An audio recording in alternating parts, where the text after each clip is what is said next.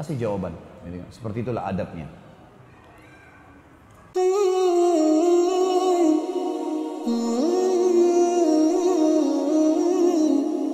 Saya sedang mengkhidbah seorang wanita tapi belum memberikan jawaban. Apakah boleh saya memberikan deadline dan menanyakan apakah saya diterima atau tidak? Tentu saja. Tentu saja. Kalau misalnya kita dikatakan kami minta waktu dulu, kata keluarga walinya si wanita atau si wanitanya, kasih deadline. Tolong saya diberikan jawaban dalam seminggu, dalam sebulan. Kasih waktu, nggak apa-apa. Jadi memang jelas juga kan? Karena ada juga orang subhanallah yang kurang memahami ilmu agama, mereka sengaja menunda-nunda. Pak, pemahamannya adalah kalau tidak dikasih jawaban berarti orang itu sudah tahu kalau ditolak. Nggak bisa. Harus segala sesuatunya jelas dalam Islam. Jelas. Kita mau terima atau enggak, bahasakan.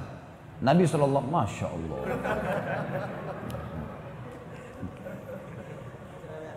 Nabi SAW itu pada saat datang seorang wanita menawarkan diri pada beliau, gitu kan?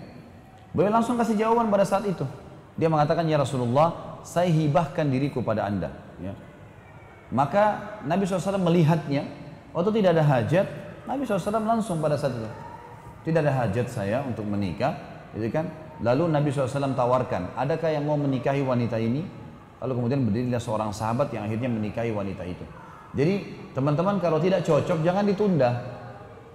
Sisi yang lain ya, maksudnya sisi orang yang sedang dilamar ini, walinya tidak cocok, maaf ya kayaknya belum bisa. Udah. Dan juga orang yang dikasih jawaban begini nggak usah ngotot. Sudahlah. Udah dikasih jawaban kenapa ini, kenapa harus rongrong orang, nggak usah, mungkin dia nggak enak membahasakan.